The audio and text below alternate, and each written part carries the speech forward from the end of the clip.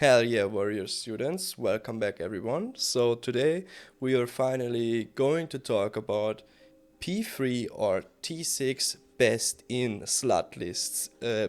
Best in slot list. So first of all, before we are going to talk about, or before I'm going to talk you through my best in slot list, I have to make something clear here. So the most best in slot lists that are out there are not actually best in slot lists because they are more like compromise lists. For example, if someone goes ahead and is like, Ward Leaves of Azanov. Mm, nah, I will not get those. I will choose another weapon. then all of a sudden this list isn't the best in slot list anymore because, yeah, the item that is in the weapon slot isn't the best. And therefore, it's kind of like a compromised best in slot list. And a lot of lists are actually based somewhat around accessibility of the items. And therefore, yeah, you have to be a little bit careful with those.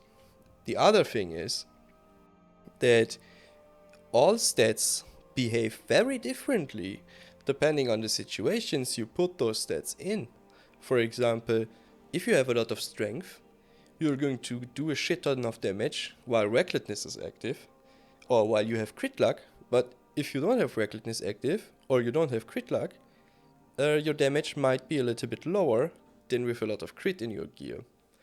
The other thing is obviously with buffs and debuffs, stat weights can and will change a lot. For example, armor penetration. Armor penetration gets stronger the more you have, but at some point the stat weight will completely flip upside down and all of a sudden armor pen goes from the top to the bottom because it all of a sudden provides zero value. And because it gains you more value the more you have, sometimes if you miss out on Curse of Recklessness or the rogue like Stibbity Stabbity Exposed Armor, that's how it's called, your armor pen is less worth. And therefore your best in slot list again changes a lot. And not, yeah, the buffs and debuffs changing this, the fight length changing this, and this is not everything, so even your skill combined with your race could change something in your best in slot list. So yeah, a real best in slot list in the Burning Crusade doesn't really make any sense. However, I understand that it's important to make at least some lists, but I wouldn't really call it the best in slot list. I would more call it a wish list and a list that fits the player.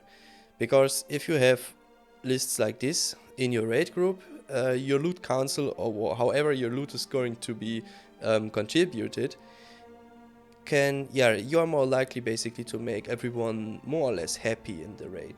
And therefore those lists are important and are very important for you.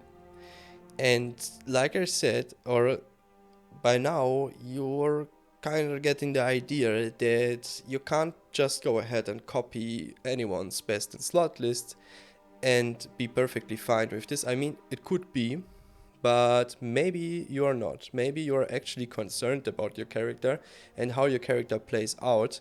And maybe you are someone with a very unique play style or a very unique enjoyment of the game. Maybe you enjoy other things than other people. And therefore, copying someone else's best in slot list can actually ruin or make ruin your game experience basically, or make it less fun at least. And therefore it's very important for you that you actually go ahead and build your own best in slot list. And we are going to, or your own wish list, we are going to want to call it wish list. And for this, you need a little bit of knowledge, and maybe I can help you with this when I'm explaining to you my biz list, and I can show you how it performs. Maybe you even want to copy it, I don't know. But talking you through my decision making when I built this best in slot list, maybe this helps you with building your own. And I really encourage you to do so because it can be a lot of fun, or I think it is a lot of fun. So you can go on this website. The link will obviously be in the video description, and you can even make your character. Look here, she looks like my counter character on Patchwork, and yeah, then you can add your gear, and while you're adding your gear, you can basically, and then you can like add all the gear that you dream in your wettest of wettest warrior dreams about, and you can think about how it would look when you're like walking through Orgrimmar with this weapon and this equipped, and everyone is like, oh my god, look at this warrior, man, oh my god. And yeah, it's kind of cool. I think it's kind of fun to build your own business, and therefore I want to encourage you to do so, and I'm going to try and maybe give you some ideas how you want to actually tackle this. So like I said, 70 upgrades is really good for this. You can, like I said, create your character that looks even like your own character on the live servers, and then you can, you need to make an account, but it's not really very big of a deal. It goes really fast. And yeah, the only criticism on this website that I could find right now is that if I try to select my best in slot shirt, I cannot find it. And the best in slot shirt obviously for warrior throughout all expansions until Draenor is the brawler's harness, and I can't really understand why it's not in the list. Maybe it's because it's too overpowered, but yeah, basically until Draenor nothing beats out brawler's harness, and then in Draenor you can switch onto the lumberjack shirt that is like only like a couple of DPS better than the brawler's harness, but still don't really understand. However, other than this site is like extremely nice and really good to handle. But anyway, so what was my thought process when building this beast of an item build? So my thought process was, next phase will be T6. And I have never played Burning Crusade, but I transmog T6 a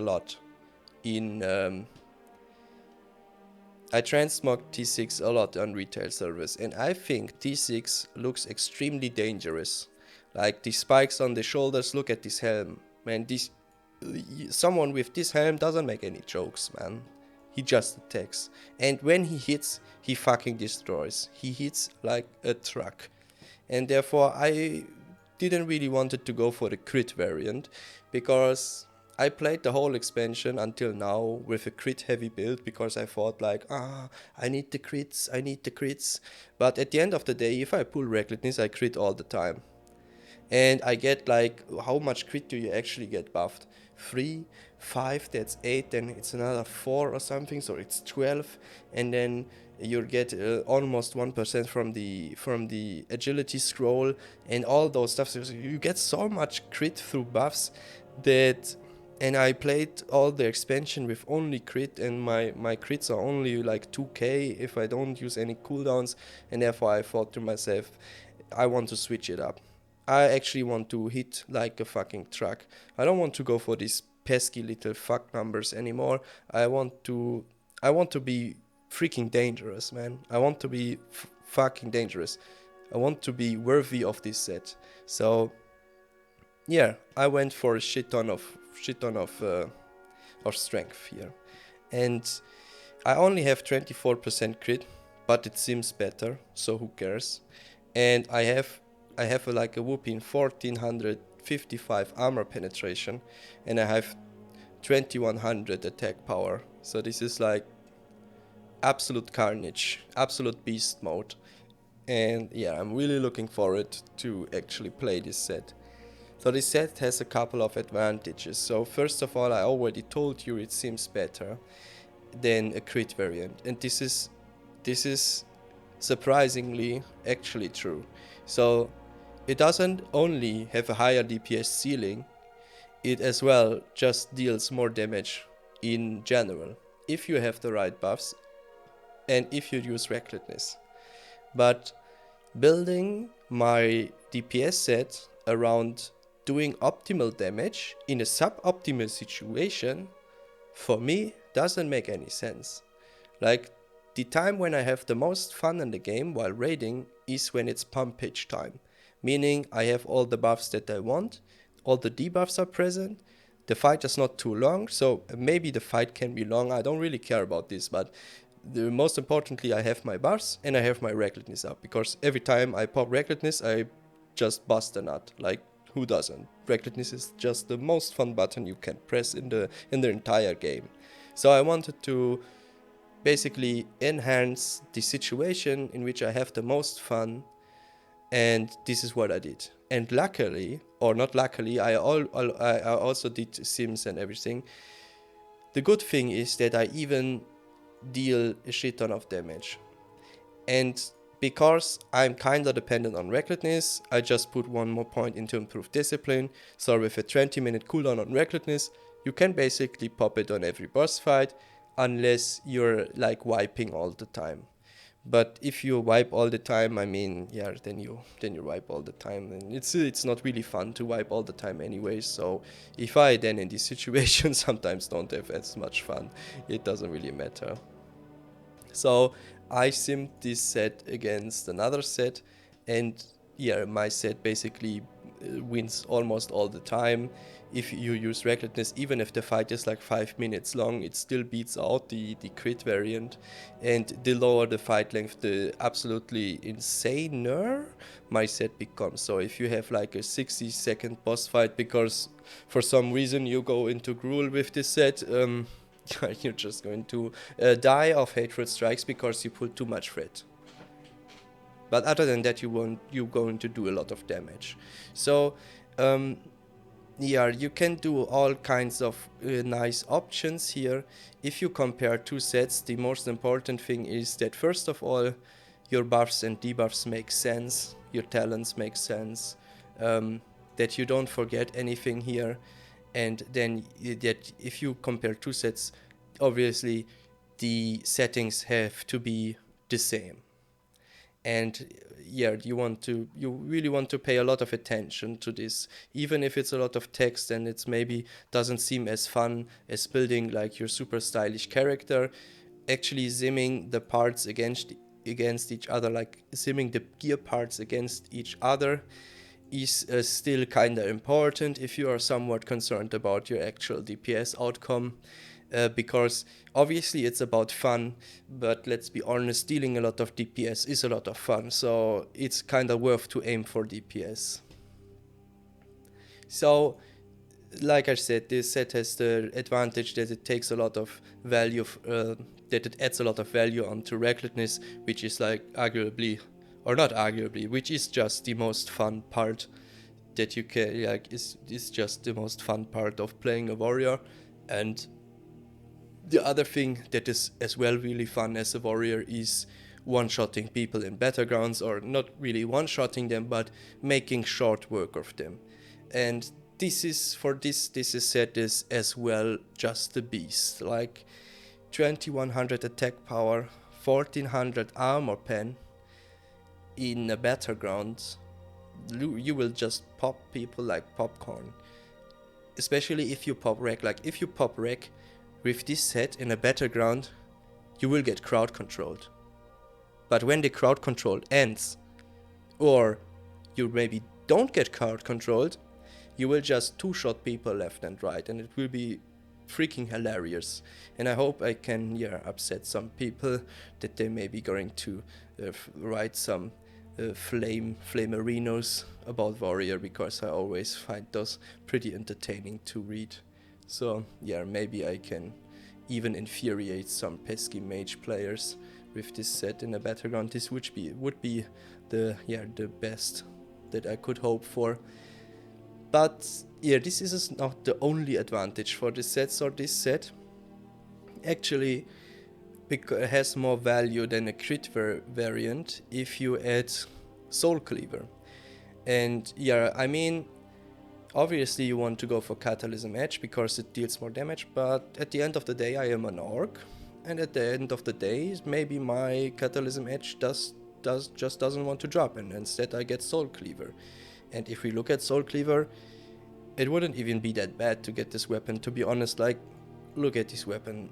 Okay, it clips through my whole character because it's too thick, but I mean, you just don't want to get hit by this bad boy. I mean, it would hurt. It would hurt a lot, and it's a golden big axe. It's a golden big axe. So yeah, I don't know, and yeah, but anyways, I lost myself there a little bit. The thing is that Sword Cleaver takes more value from strength because it is slower, and it is quite noticeably slower than Catalysm Edge. And the slower your weapon, the harder your white hits are going to hit, the harder your heroic strikes are going to hit, the harder your cleaves are going to hit, and therefore the harder your sweeping strikes are going to hit, and then your slam will hit more as well, because slam is not normalized. So slamming with a soul cleaver, yeah, it's going to hurt anyone who is going to get hit by this. And if you sim the axe here on this setting, which is the setting for my Carnage Beast mode set, you will actually don't lose as much DPS as you would with a crit set, because as well, two-handed X specialization gives you 5% crit. So if you go for a lot of strength, yeah, it kind of makes sense. So yeah, those are basically the benefits from this set. The downsides obviously are, if you don't have recklessness, you're not going to hit as hard. If you miss 1 or 2 crit buffs, it's maybe going to be a little very noticeable. I don't really know how it's actually going to play out with like only 27% crit, Berserker stance unbuffed, but I can imagine that it's still enough crit so that you, like, every time you don't crit, you don't really realize it, and every time you do crit, you realize it way more, because crits stay longer on the screen. So even if you do 1 crit every 3 seconds, you still basically have almost all the time a big crit number on your screen that makes you happy. So I think the happiness level throughout crits is not really that diminished by going for a lot of strength. So then we have another set. This was my set, this was like my thought process, and I hope this kind of gave you an idea. And then we have, just to compare here, we have this set, which is just the first one I could find on Google search, so I need to assume that it's kind of popular. I don't really know, but basically this set is a crit variant, and this set, what you immediately can see is that it actually has 6.66% hit, so it's 666 hit, so this is very good. I really like this. I wish I could do this with my set, but I couldn't. I wasn't able to manage to get this number. A downside, however, is that it had only 748 armor penetration, so it's not a lot of penetration, which means it's kind of a virgin set, and I don't really like this. It has no haste, which is good, but it has almost 32% crit in battle stance, so it has a lot of crit, which is good. Crits are fun, but like I said, as soon as I enter super beast mode recklessness stance, I lose all the crit that I gain here, turn into 0 value. And on the other hand, the strength that we have more here, or the attack power, the value of this, gets actually more than doubled, because everything crits, and crits do more than double the damage on a warrior, and therefore, yeah, we get even more value from the strength while we have recklessness active, which again is the time when I have the most fun. So you might now think that, Hey, wait a minute. This set has fucking Solarian Sapphire on it, and this dumbass simulated this set against his. but this is not the case. So I'm not super stupid, so I simmed these sets with the same trinkets. And I know that this set has less armor penetration, and armor penetration gets more value the more there is. So Madness of the Betrayer should get more value on my set. However, I also simmed them with Tsunami Talisman and Dragon's Spine Trophy, so no mistakes here actually found. I am perfect, not. And so this set actually deals how much? 40 damage less. So no matter, even a little bit less. So no matter what you're really doing, as long as it makes sense, your DPS will not really change. And this is, again, another reason why it's so very important to get your own set that you are comfortable with, that you feel good with, that you have a lot of fun with playing, and that you can actually reach. Because we are in P2, like at the end right now, and I still don't have my P2 best in slot. And this is one reason why I don't like to make compromises in my biz list, because my last biz list was more or less compromised. Like I thought like, I don't really going to get those pieces, so I'm not going to go for them, but still I don't have my best in slot. So not going for high contested items didn't brought me anything good. So therefore this time I'm going to just take the things that sim the best and hope for the best. If I do get my best set, or if I don't get my best in slot set, is not really in my control anyway, so why not just aim for the stars if you need to aim for anything.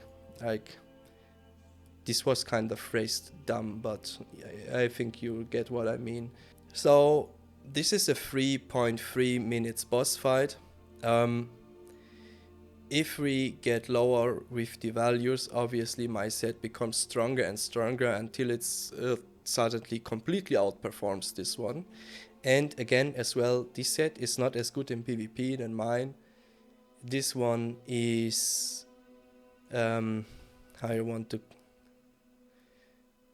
one doesn't take as much advantage from, or cannot contribute a lot of value to the Soul Cleaver axe.